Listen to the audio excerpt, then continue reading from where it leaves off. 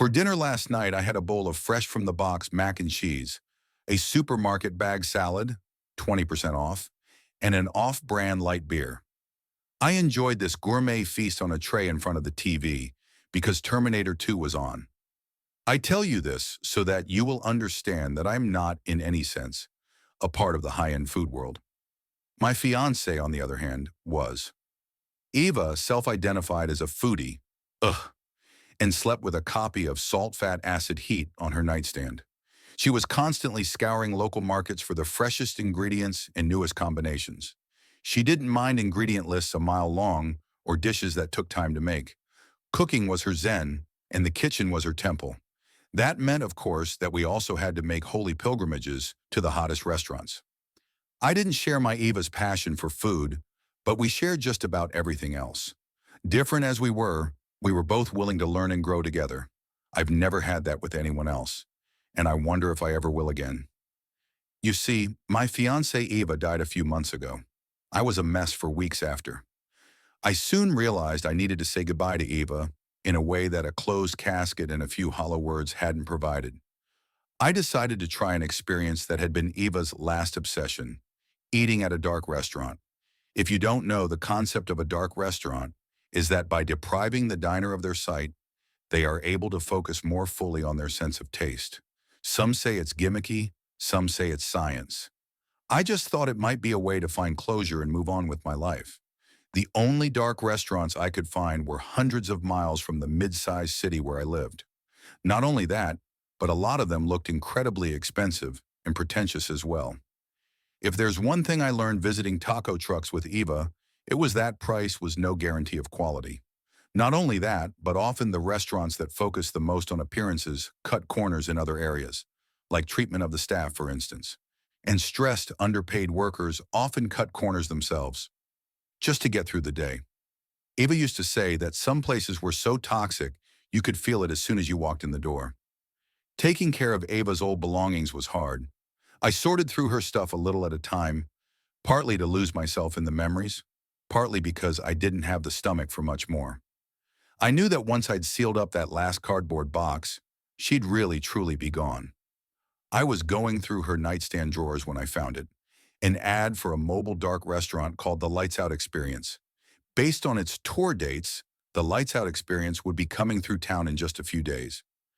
I scrambled to call the number on the leaflet and make a reservation. An automated voice walked me through the steps as I used my phone's keypad to punch in the date and time I wanted to visit Lights Out. It was annoying, but as something of an introvert, I think I actually prefer a machine rather than a person. I scrambled to find a pen when the automated voice read off the address where my Lights Out experience would be. I had to press 1 to repeat the message several times before I was sure I'd gotten it right. It was strange that Lights Out didn't have an email service, website, or even Yelp. They didn't have an Instagram either. But then again, what would they post? Little black photos of complete darkness? My suspicions deepened when I saw the address, an empty factory in a mostly abandoned industrial part of town. I wondered if it was all a scam. If it was, at least they didn't have any of my important information. I figured I'd go anyway. If it was all a practical joke, fine. Lesson learned. At least I'd have a chance to get dressed up and drive to an evening meal with the window down, listening to some chill beats, the way we used to do. There's something so gloomy about that whole side of town. The dead grass and the fenced-off lots, the rusted corrugated metal, the potholed streets. I was starting to be glad I'd be eating in the dark instead of having a view of the place. But when I pulled up to the address of Lights Out, my jaw dropped.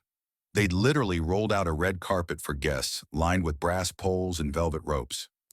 Glittering lamps strung overhead illuminated our path in the gathering dusk.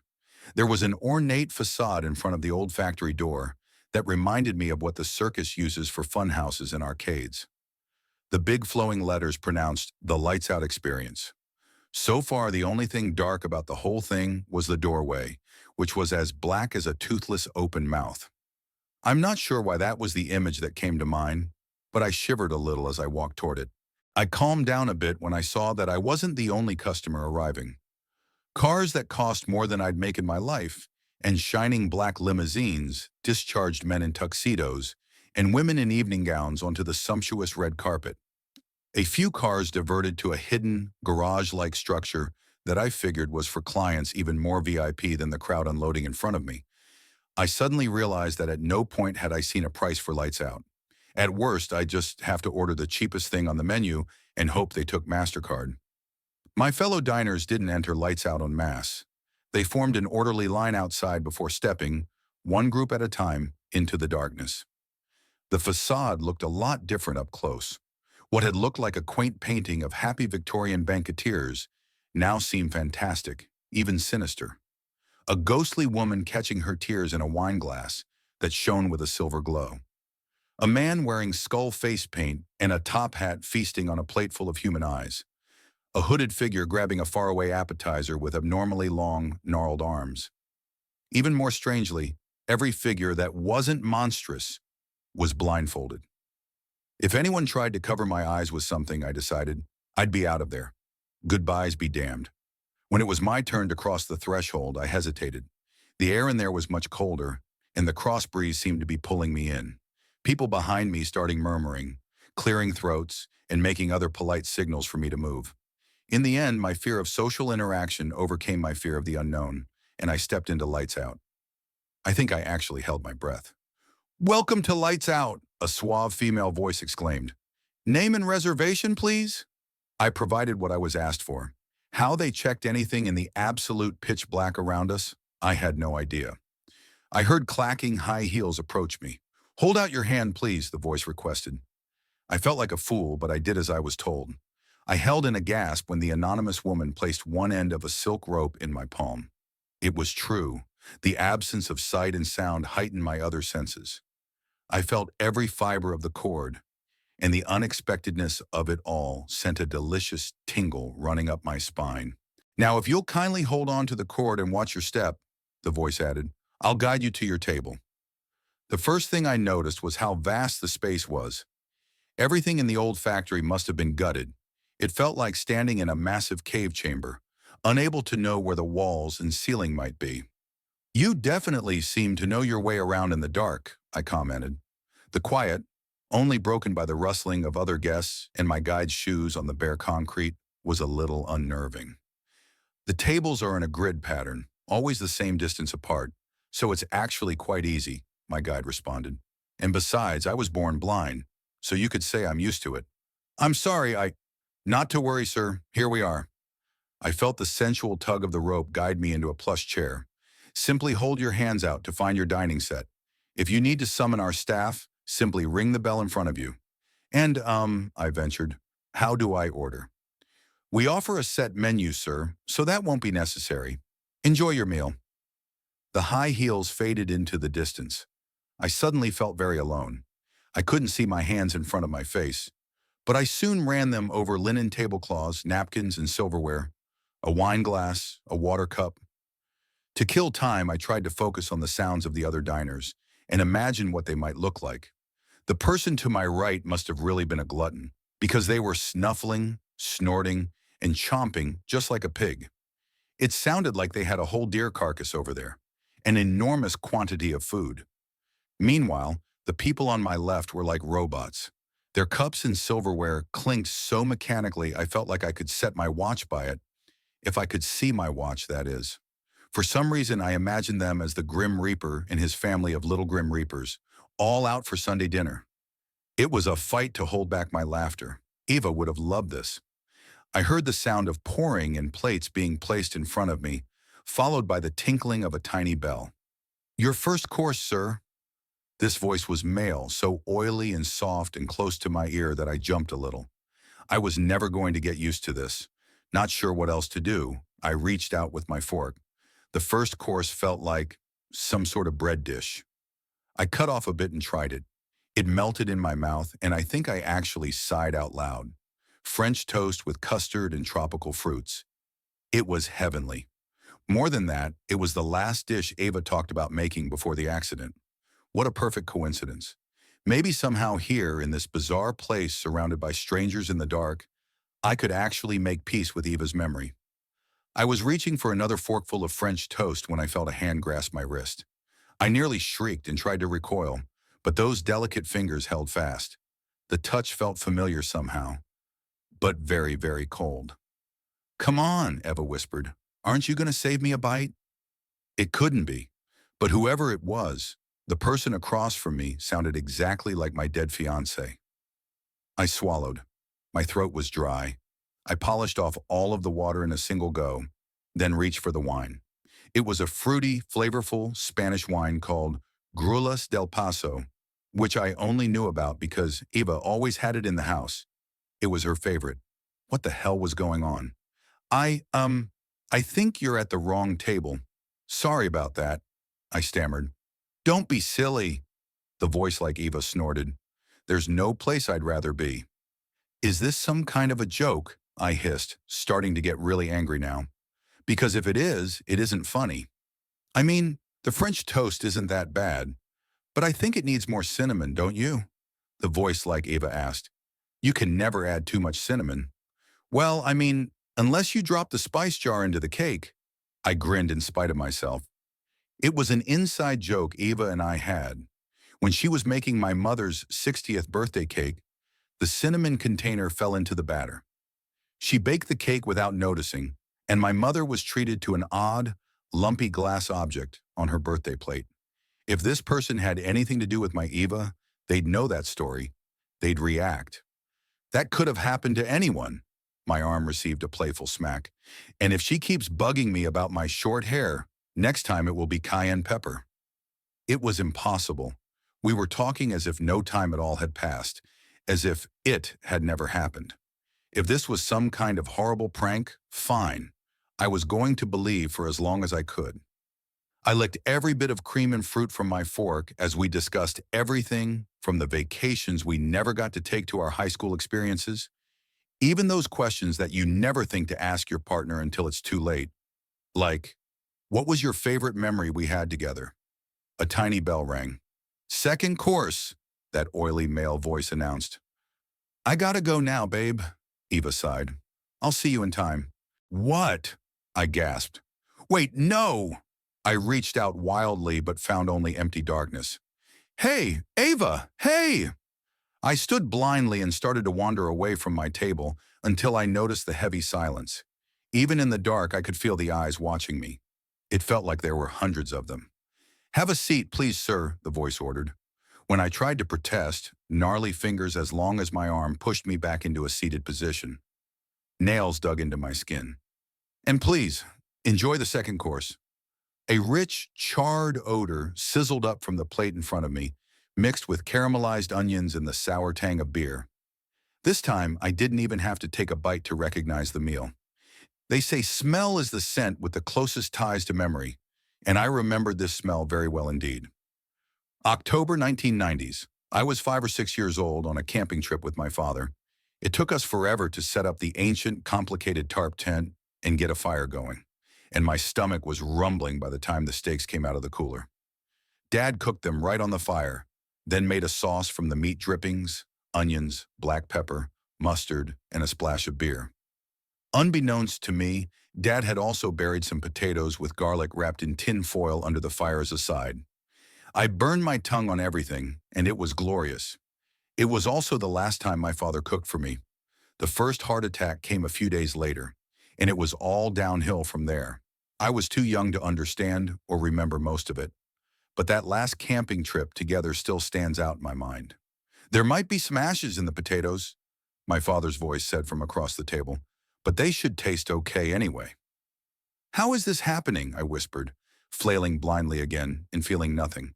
Well, you just wrap the potatoes in foil and bury them around the fire. It's not that complicated. Are you okay, kiddo? No, I sobbed. No, I definitely am not. Dad listened for a solid 20 minutes while I explained everything that had gone wrong in my life. How lonely I'd been in high school. How I never really took advantage of my time in college. My regrets about choosing nursing as a career.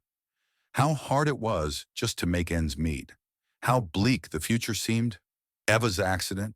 He was a good listener.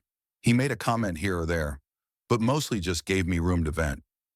When the words ran out, I dug into my steak and potatoes with gusto. wondering about the presence that waited patiently in the dark on the other side of the table. The bell sounded.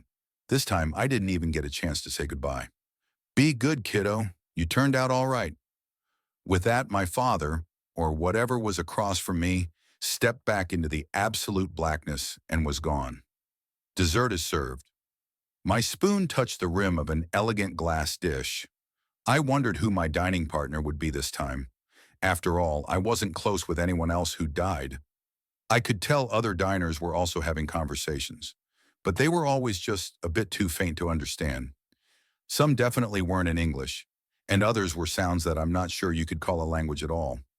I didn't want to speculate about what some of them might be eating or discussing, and I had a feeling that if I could hear what was going on around me, I'd be too terrified to move.